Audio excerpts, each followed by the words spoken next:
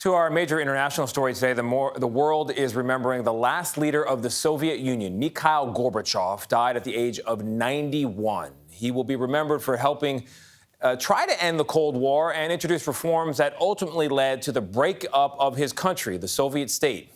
Liz Palmer, who was a CBS News correspondent in Moscow and interviewed Gorbachev, looks back now at his place in history. Mikhail Sergeyevich Gorbachev set out to reform the Soviet Union, and he ended up changing the world. Mr. Gorbachev, tear down this wall. In the end, the East Germans tore down the wall for themselves, but Gorbachev didn't stop them. And that was the beginning of the end of the Cold War. Born into a farming family in the Soviet Union in 1931, Gorbachev went to Moscow to study law and joined the Communist Party. In the 1980s, as the youngest ever Secretary General of the party, he set out to reform an inflexible, inefficient Soviet system. He engaged with the U.S.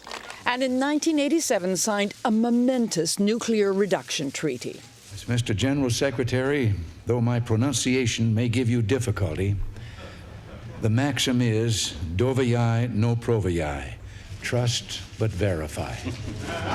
In 1990, Gorbachev won the Nobel Peace Prize, but his economic reforms weren't working, and Soviet citizens were going hungry and getting angry.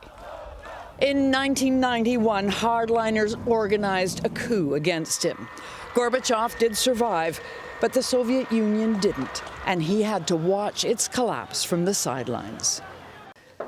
20 years ago, as the Moscow correspondent, I interviewed Gorbachev. Still the optimist, thinking Putin and the U.S. could be constructive partners. The age of empires is in the past. Both sides won the Cold War because we ended it. And I've been thinking this morning how very sad it is that Mikhail Gorbachev died, watching the hostilities between Russia and the West that he worked so hard all his life to defuse, so devastatingly on the rise again. Nate? Yeah, we can trust and verify that his legacy will be remembered. Liz, thank you.